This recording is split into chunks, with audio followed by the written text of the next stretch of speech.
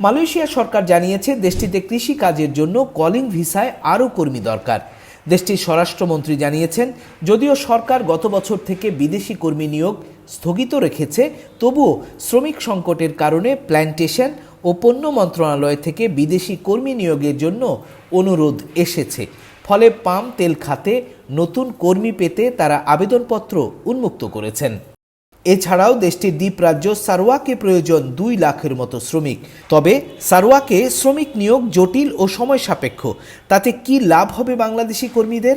সারওয়াকের বিষয়ে বাংলাদেশের কর্মীদের লাভের বিষয়টি এখনও নিশ্চিত নয়। তবে দেশটির সরকার শ্রমিক নিয়োগের প্রক্রিয়া সহজ করতে চায়। শ্রমিক খাতে মালয়েশিয়ার গুড বুকে আছে বাংলাদেশ। জটিলতার অবসান হলে ভাগ্য খুলতে পারে বাংলাদেশি কর্মীদের।